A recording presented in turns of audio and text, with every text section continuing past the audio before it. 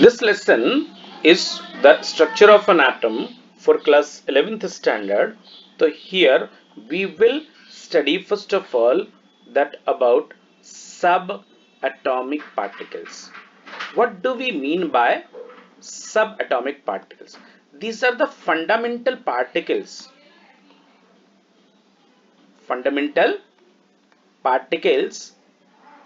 of an atom, and these are three. Number one, electron. Number two, proton. And number three, neutron. And we are starting from very basic. Electron is represented by -1e0. Proton is represented by +1p1 or H positive. Neutron is represented by 0 and 1.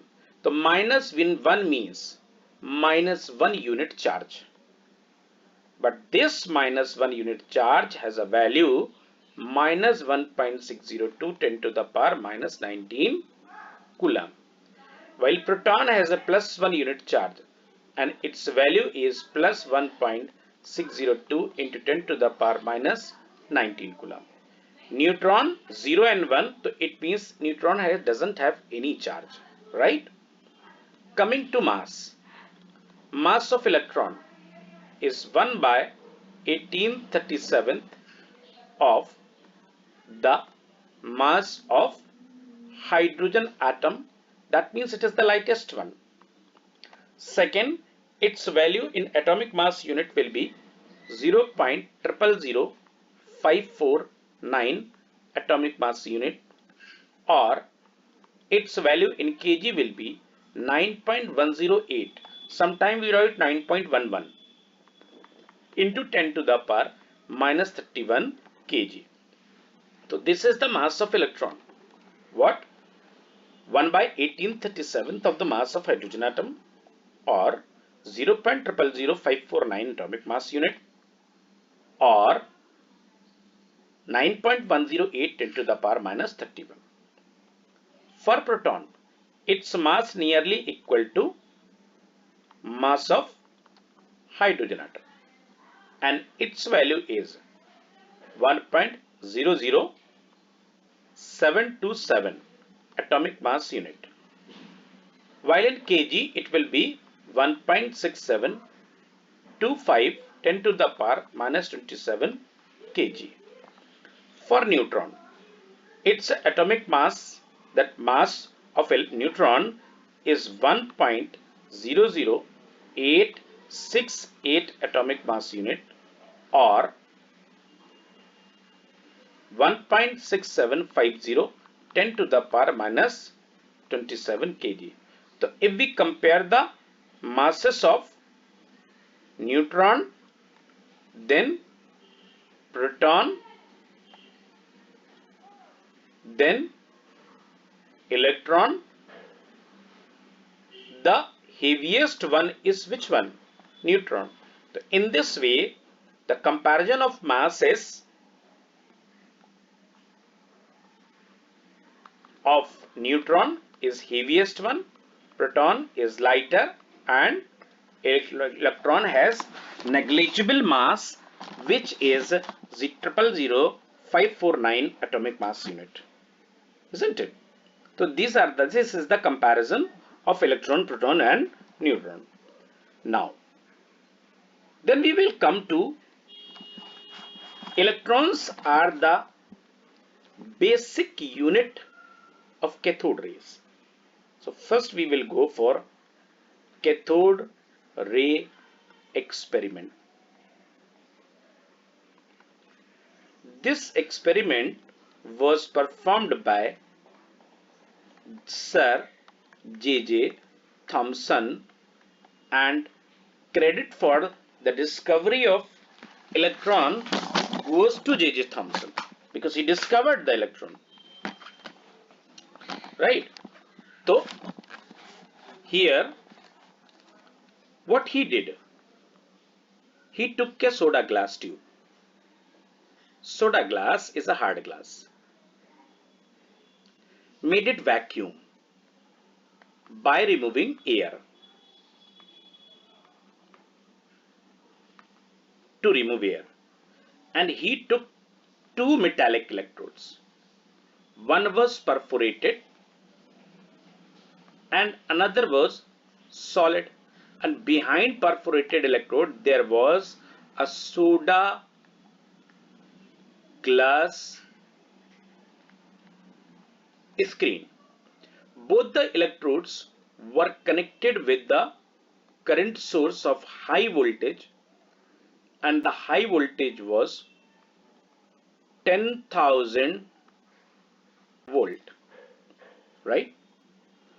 After applying this 10,000 volt current, electron starts revolving, that electron starts moving from positive terminal to negative terminal.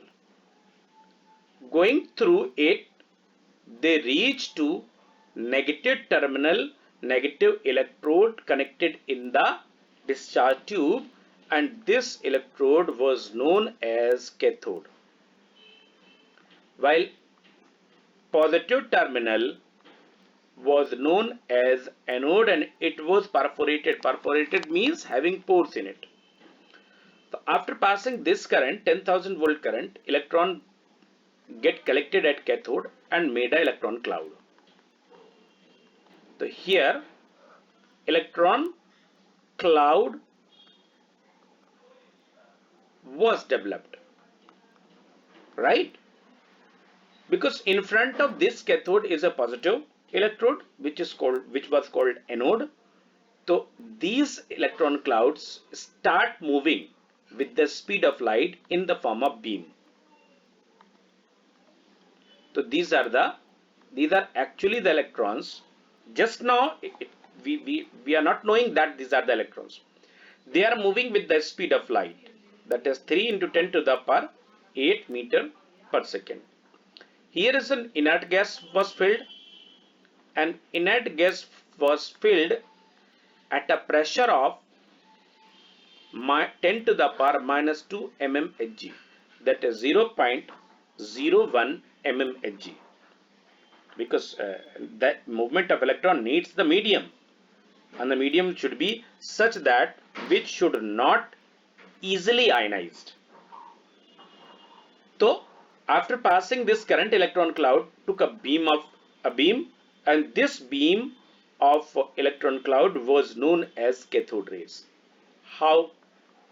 Because they, after moving with the speed of light, they strike to the anode.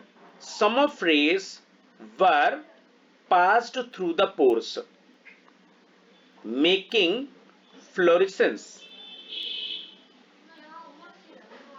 behind the anode. It appeared that something is coming from cathode, which is a negatively charged, and later on they were called electrons. So here one by one we will study the properties of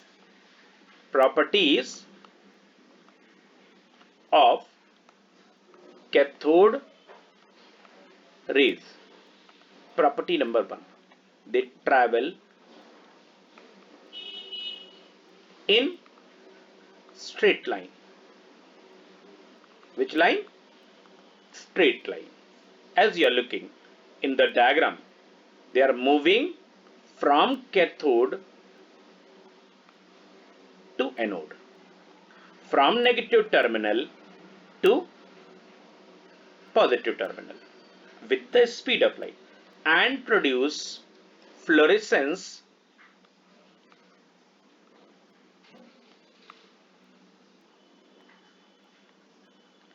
behind anode. Number 2, they are deviated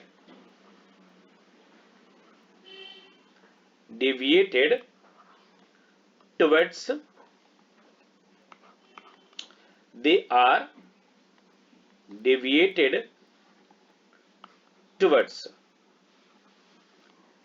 positive plate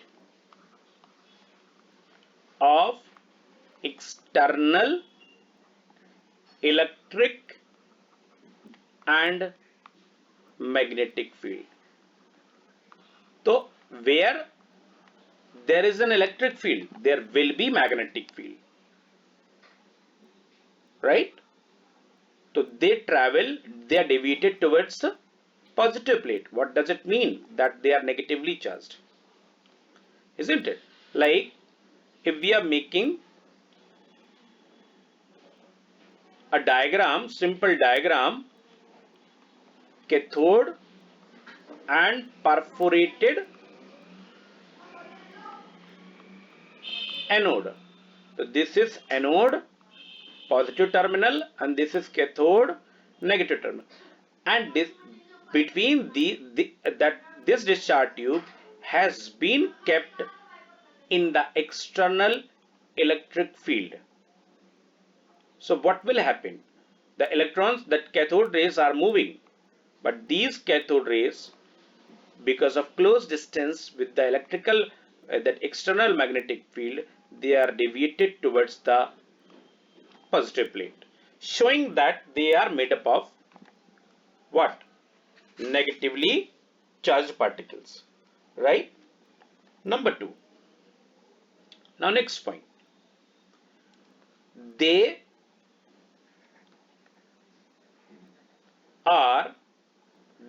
penetrate the matter. If the sheets are very thin, like 0.00004 times 0.04 centimeter, so they will cross them, penetrate through the matter. Number 4, they apply on light, the pressure on the light object placed in their path. Like this is the diagrammatic representation of cathode ray tube, and what we have done, we are keeping a rotating wheel, a wheel which can be rotated. The electrons are striking on the blades of wheel. So this wheel starts rotating. This shows that cathode rays apply mechanical force or mechanical pressure to the light objects, because the object starts rotating when cathode rays fall on this, right? Next point, they produce who? Cathode rays produce X-rays. This point is very important. X-rays. X-rays are the just electromagnetic radiation of very short wavelength. So when will be produced? When cathode rays strike to the on the metallic surface of very high melting point, like tungsten. So this point is important, that the cathode rays produce X-rays when they strike the metallic surface like tungsten, isn't it? So here we have one by one, they travel in a straight line, they are deviated towards the positive plate, they penetrate through the matter, they cause the rotation of a light object placed in their path. It means they apply mechanical force or mechanical pressure to the light object, and they also produce what?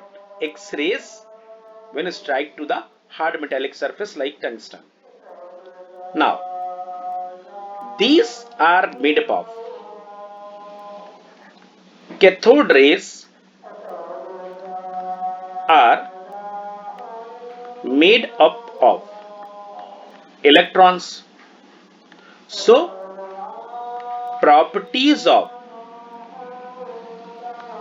cathode rays are same as the property of electron. So property of electrons are, as we have already studied, that its charge is minus 1.602 10 to the power minus 19 coulomb. Its mass is 1 by 1837th of mass of what? H atom. Its mass is 1 by 1837th of the mass of H atom.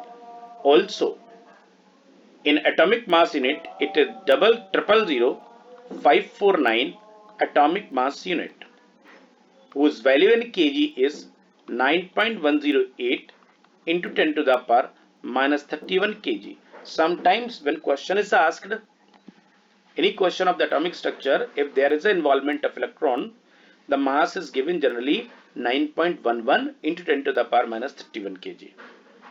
So the same property will be of cathode ray. So E upon M ratio, very important. That is charge to mass ratio for cathode rays is 1.76 into 10 to the power 11 coulomb per kg and is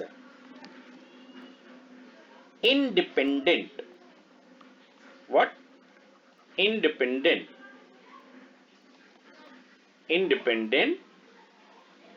of nature of gas filled in the discharge tube. So doesn't depend the charge to mass ratio.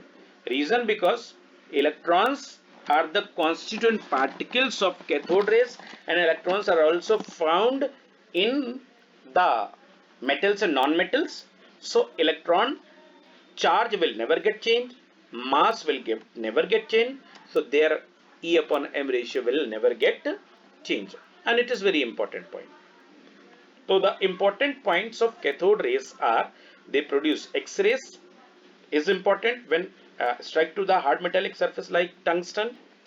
They have the mass 0.000549 atomic mass unit or 9.11 10 to power 108 10 to power minus 31 kg or 1 upon 1837th of the mass of hydrogen atom. So these values, charge and mass, do not depend on the nature of gas filled in the discharge tube. That's why the value remains always constant. It doesn't change for electron and it doesn't change for cathode rays, isn't it? Now, another is an important point for cathode rays, that charge to mass ratio E upon M ratio for cathode rays was calculated by Mulliken oil drop method. It was also an important point, isn't it? It was that calculated by Mulliken oil drop method. As I told you that E upon M ratio for cathode rays is 1.76 10 to the power minus the 10 to the power 11 coulomb per kg, or we can also write is 1.7588, which we have written 1.76 into 10 to the power 11 coulomb per kg, isn't it? So this was the all about for cathode rays. Now we are coming to the next point about anode rays. See, when go for anode rays, so we have to compare it with cathode rays, by making the discharge tube experiment for both cathode as well as anode. So for cathode rays, the negative terminal was solid and positive terminal was perforated. Similarity is that they will be applied by 10,000 volt current. The pressure inside the tube is now 10 to the power minus 2 mmHg. And for here, noble gas was filled. Behind the anode, there was a soda glass screen to produce fluorescence. And when we apply the voltage of 10,000 volt, so beam of rays start traveling from cathode to anode. That's why they were called cathode rays. Coming to anode ray, just opposite. Anode was solid, right? It was made in a positive terminal. So this was what? Anode. And cathode was perforated. So this was cathode which was having pores. It was perforated. This was a negative terminal. Now, similarity is that current was 10,000 volt here also. Pressure inside it was kept 10 to the power minus 2 mmHg. Same. And here also, but here the gas which was filled, the gas of low density. It may be any gas. It may be reactive gas or it may be the gas like noble gases. Behind perforated cathode, there was ZNS screen, zinc sulfide screen, to produce greenish yellow fluorescence. Right?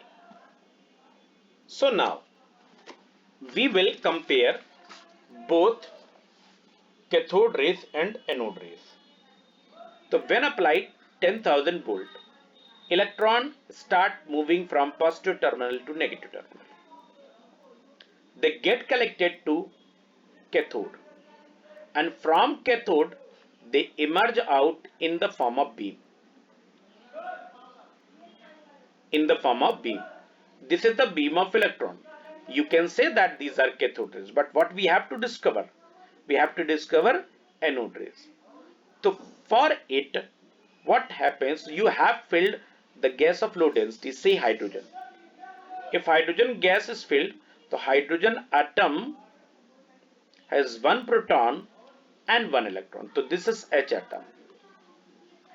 And cathode rays are coming from cathode. So these are cathode rays. That is electron coming from cathode with the speed of 10 to the power 8 meter per second. Now tell me, if they strike to the metal that element in atomic form, what will happen? They will take away the electron of this atom as well. तो अगर एक electron इधर से आएगा, एक electron strike करेगा, तो यहां कितने बनेंगे? दो electron, leaving behind H positive. तो positive particle are left behind the cathode rays. As they have positive particle, they start traveling towards cathode. As they are positive particle and they start traveling where? Towards cathode. And they After crossing through the pores, they produce a glow behind the perforated cathode. It was believed that something is coming from opposite terminal. तो cathode का opposite terminal कौन है? Positive terminal, which is known as anode.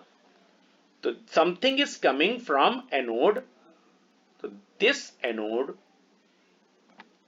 these rays were named as anode rays. So it doesn't matter that hydrogen atom is there.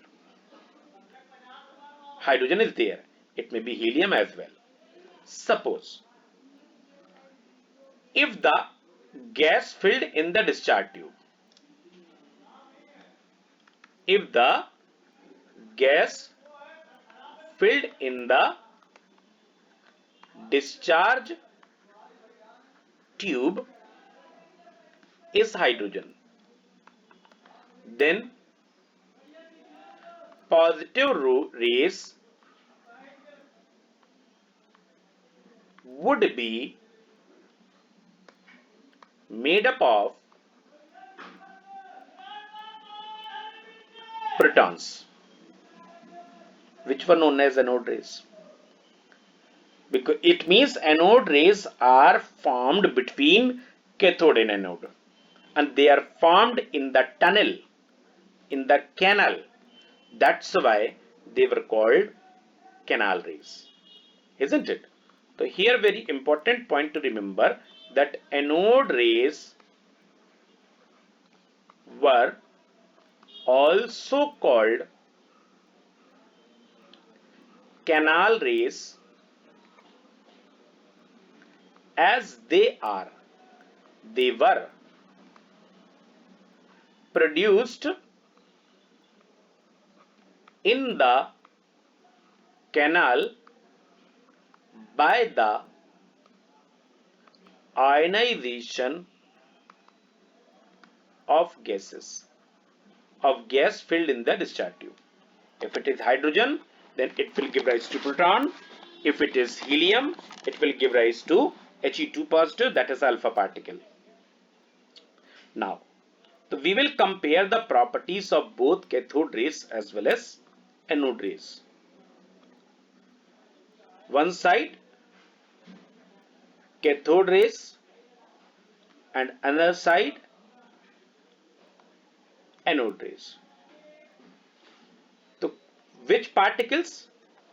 Negative particles are the components of cathode rays. Positive particles are the components of anode rays. The negative particle of cathode rays are electron.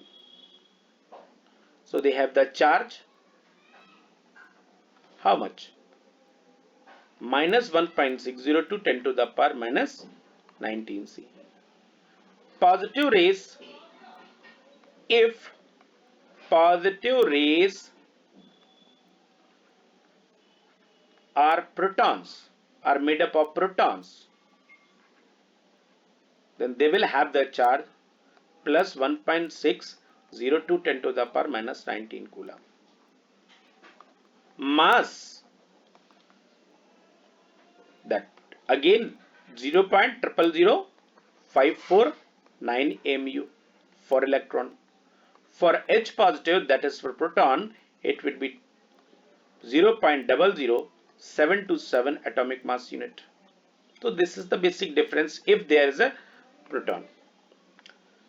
Next, E upon M ratio, that is charge to mass ratio, 1.758 into 10 to the power 11 coulomb per kg. But in case of anode rays, E upon M ratio depend on the nature of gas.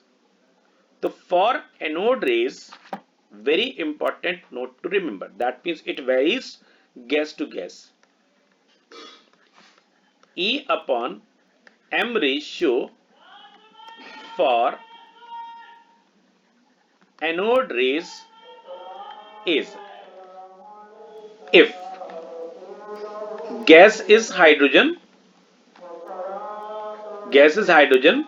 then constituent particles will be H positive, that is proton, then E upon M ratio will be 1.602 10 to the power minus 19 upon 1.6725 10 to the power minus 27 coulomb upon kg.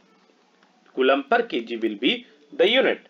The value will come for that hydrogen H positive. It should be 9.58 into 10 to the power 7 coulomb per kg, right, in case of hydrogen. Number 2, if gas is helium, that is a noble gas, so there are two conditions.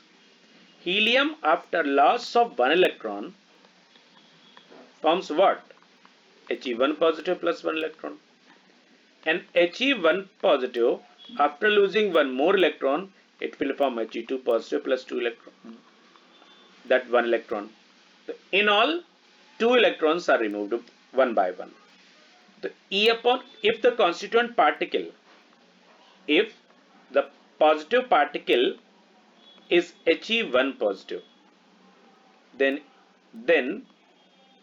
E upon M will be that 1.602 10 to the power minus 19 upon mass of He is 4 unit. 4 into 10 to the power 4 into 1.672 10 to the power minus 27. So its value will come how much? After cancelling it, it will come 2.4 into 10 to the power minus 7 coulomb per kg. This is for He, which positive? 1 positive. C, for hydrogen, it is 9.58 10 power 7 coulomb per kg. For He1 positive, 2.4 10 to the power 7 coulomb per kg. And for He double positive, for He2 positive, E upon M ratio will be 1.602 10 to the power minus 19 upon 4 into how much? 1.672 into 10 to the power minus 27 coulomb per kg, and its value will come 4.8 into 10 to the power 7 coulomb per kg. It means for canal rays, that is for anode rays, which are made up of positive particles, they may be proton in case of hydrogen. They may be He positive or He2 positive in case of helium. So in this way, that decreasing order of E upon M ratio,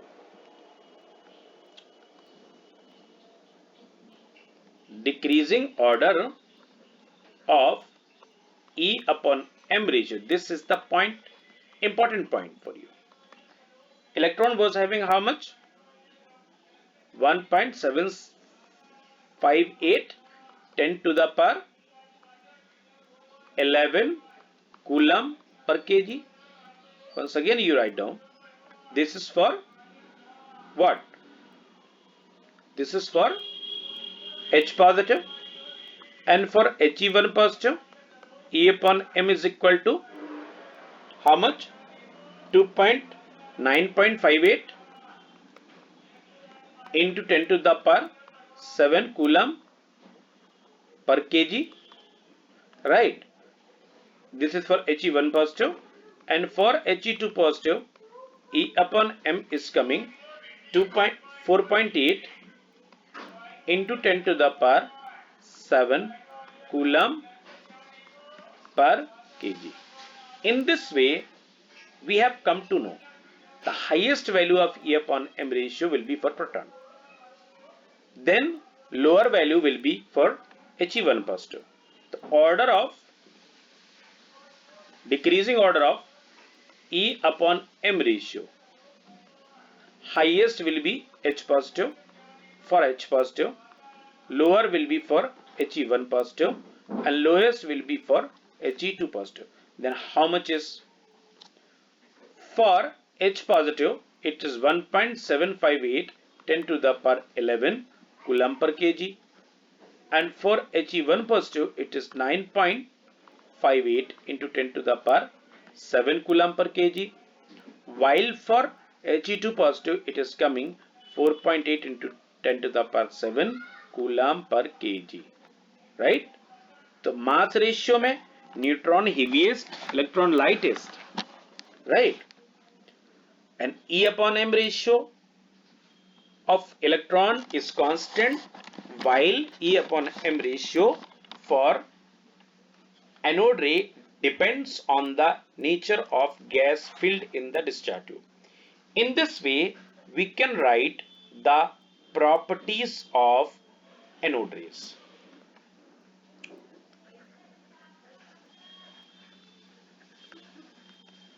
Anode rays. First, they travel in straight line like cathode rays. They are deviated towards negative plate of external electric and magnetic field. And number 3, the E upon M ratio. Number 3, the E upon M ratio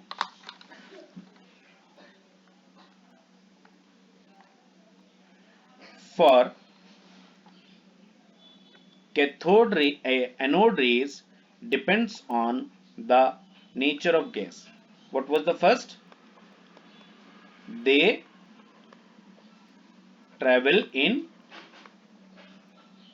straight line. Number 2, they are deviated towards which plate? Negative plate of external electric and magnetic field. And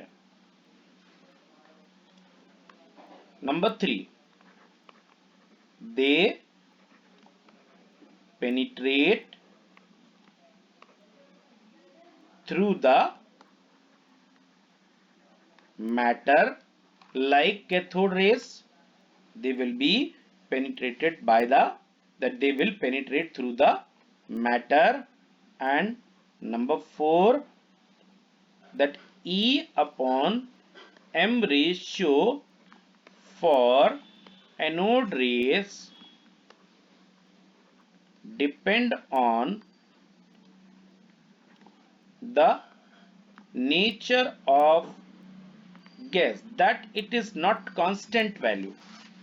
For if the gas is hydrogen, H2 gas and He.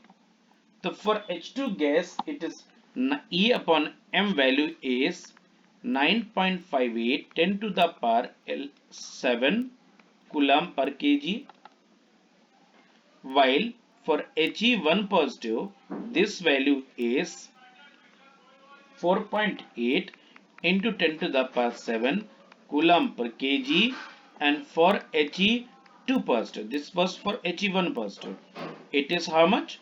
2.4 into 10 to the power 7 coulomb per kg, isn't it? So I think it may be clear to everybody. Now we are coming to neutron. This again for anode rays, anode ray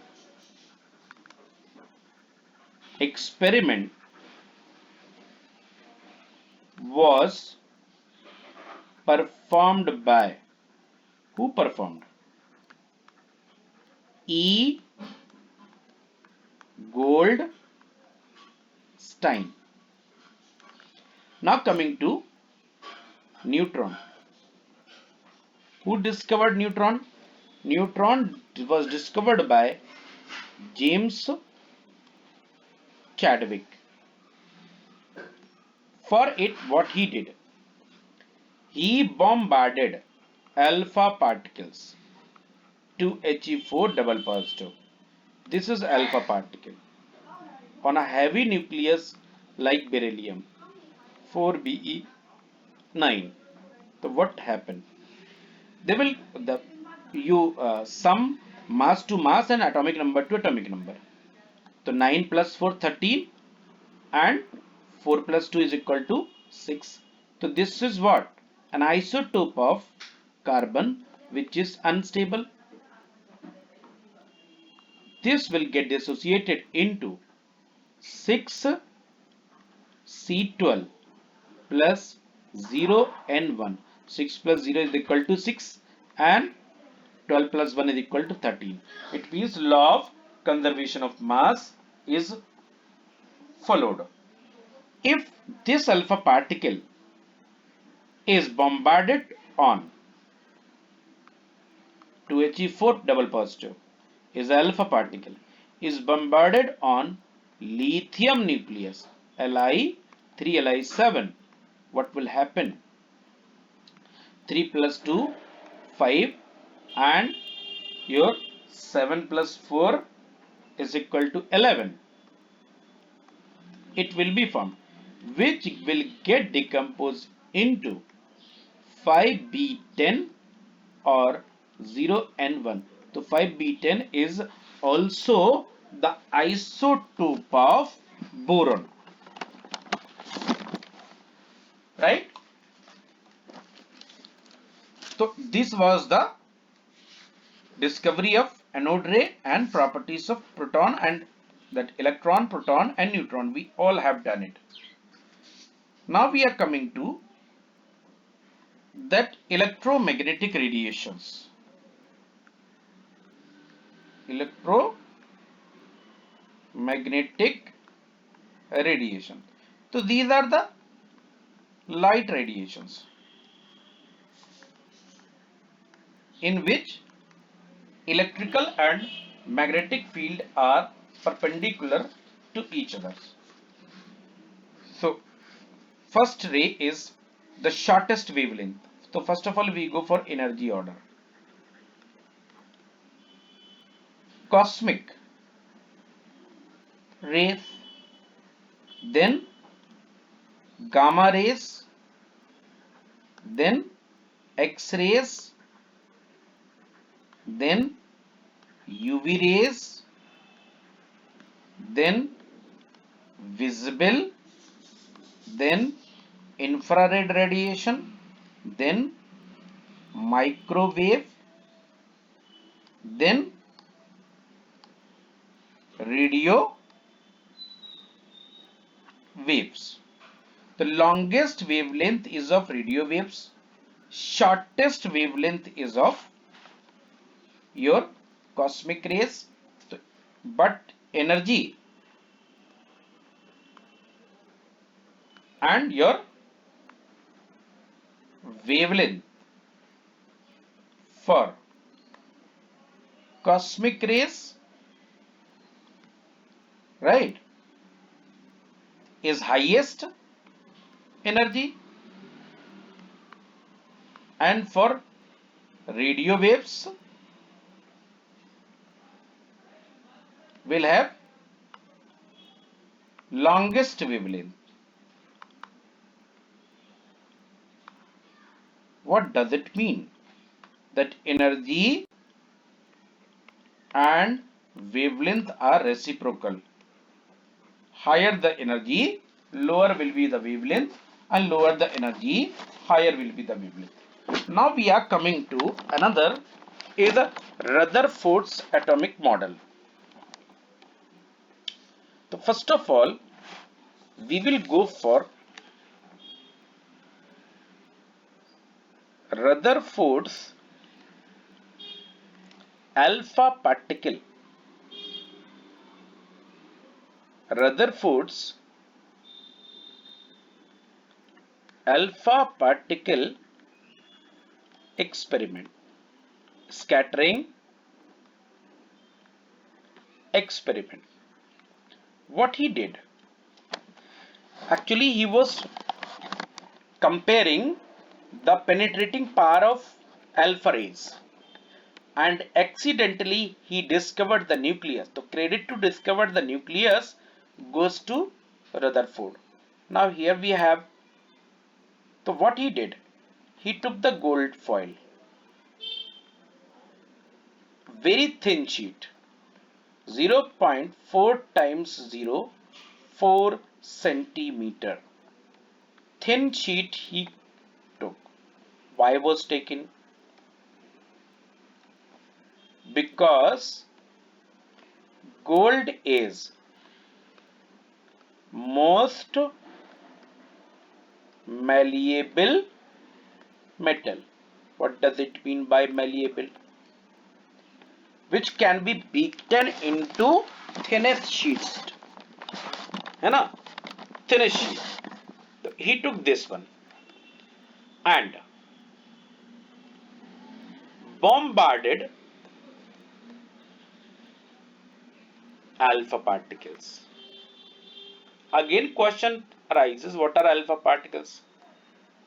Double positive charge helium nuclei are called alpha particles, right? So after passing through the gold foil, he observed. What he observed? He observed that most of alpha particles were passed through gold foil without any deviation. Without any deviation. Some deviated from their path by a small angle and some by large angle. Some by small angle and some by large angle.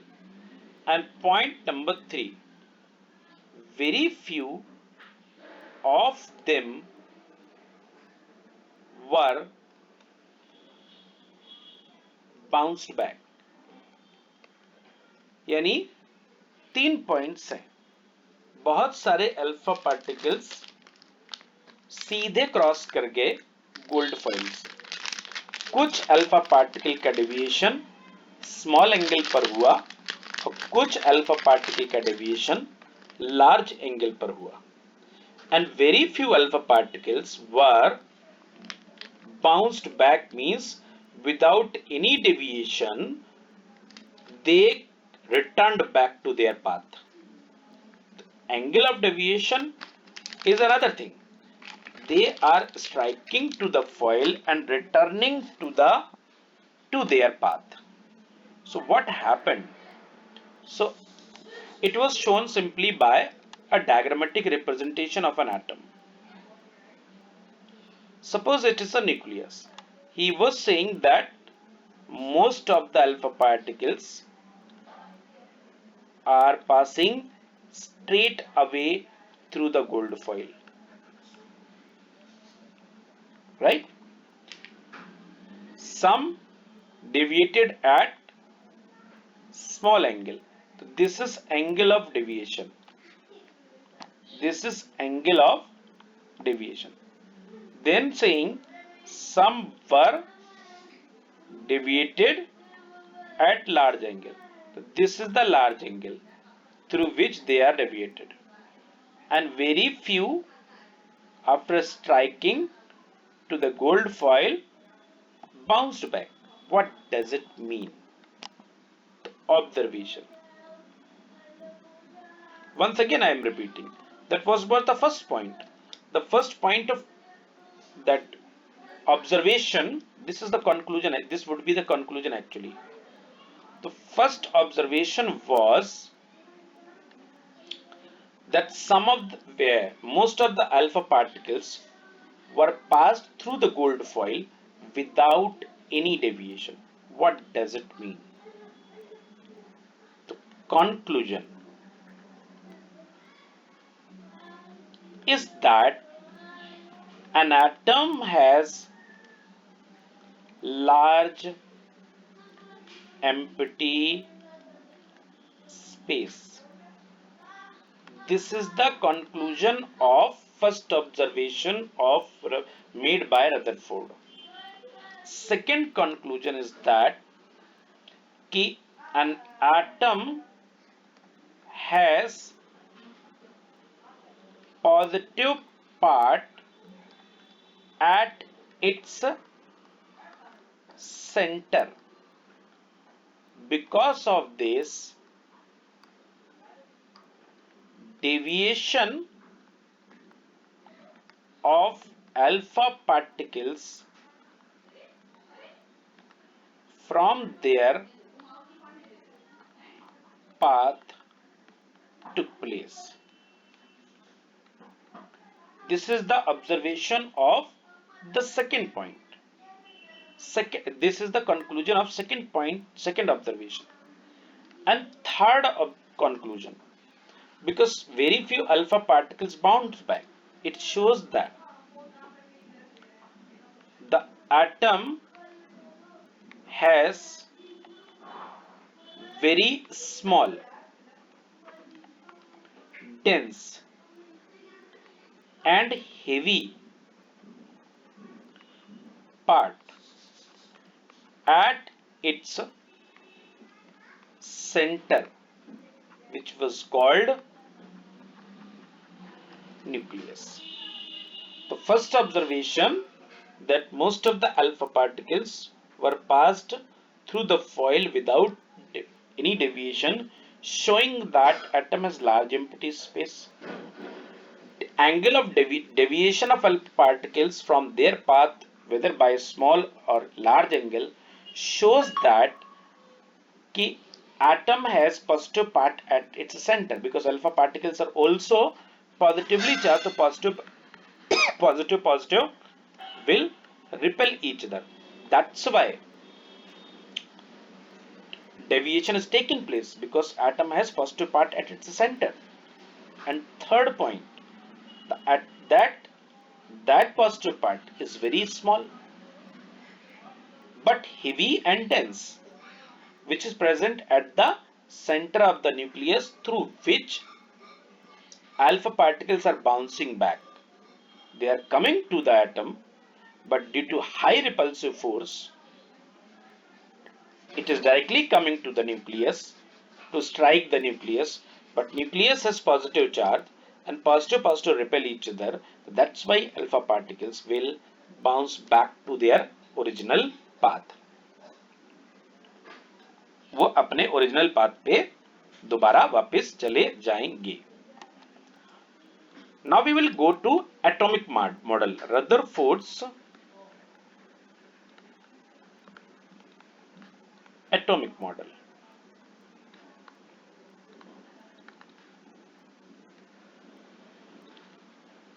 Number 1. An atom has large empty space in which electrons revolve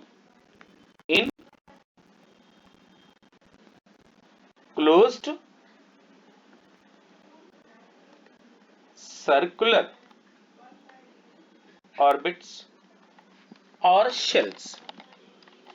Closed circular orbits or shells called that energy level, you may call also energy level. Number 2, size of a nucleus is very small than the size of atom. So here size of nucleus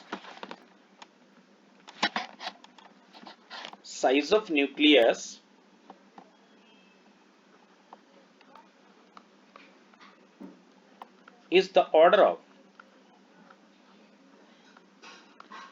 10 to the power minus 13 centimeter, while size of atom is the order of 10 to the power minus 8 centimeter. So if we divide the radius of atom and by the radius of nucleus, so Ra upon Rn is equal to 10 to the power minus 13 upon 10 to the power minus 8. So Ra upon Rn is equal to 10 to the power minus 5. We can also write Rn is equal to 10 to the power 1 by 10 to the power 5 of Ra. Isn't it? Ra upon Rn. Ra is 10 to the power minus 8 and Rn is 10 to the power minus 13. Its value coming 10, the Ra upon Rn is coming 10 to the power 5. We can say that Ra is equal to 10 to the power 5 times of Rn. That is radius of atom. This point is very important. It is not needed to calculate. Just you have to write. What I am telling you, that radius of nucleus is the order of 10 to the power minus 13 centimeter, while the radius of an atom is the order of 10 to the power minus 8 centimeter. When we divide Ra by Rn, that is 10 to the power minus 8 upon 10 to the power minus 13, you will get the value 10 to the power 5. It means that radius of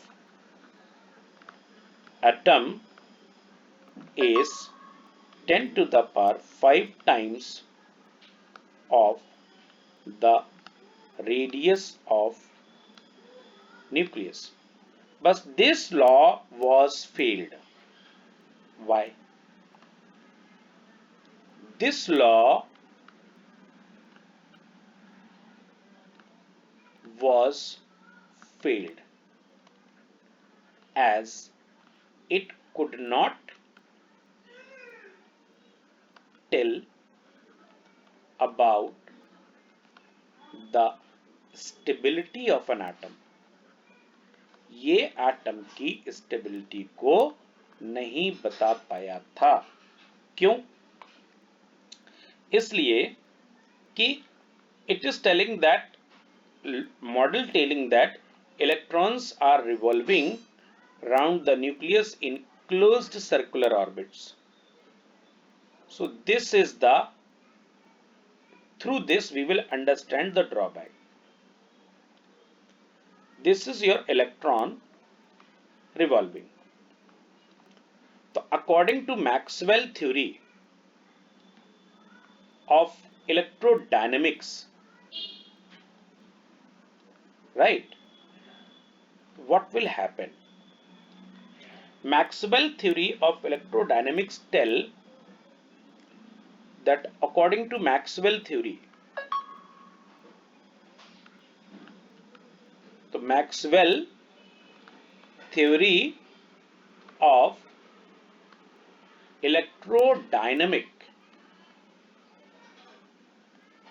and classical mechanics. Electro means electron, means charge. Dynamic means motion. So when a charged body in motion, charged body is in motion, continuously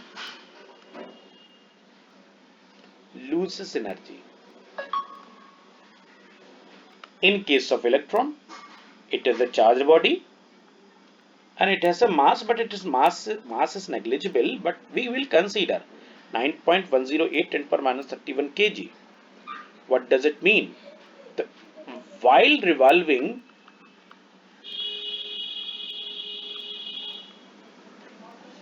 in concentric circular paths. What does it mean by concentric? That towards the center. This is the concentric circular path. Electron will continuously lose energy.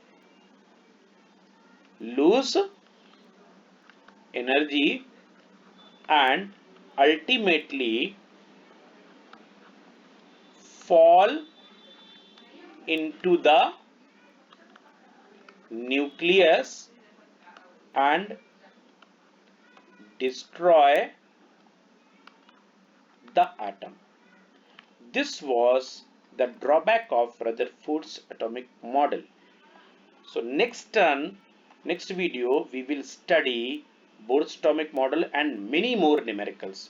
Bohr's atomic model, that wavelength, wave number, photoelectric effect, and Bohr's atomic model and its numericals will be studied. Thank you.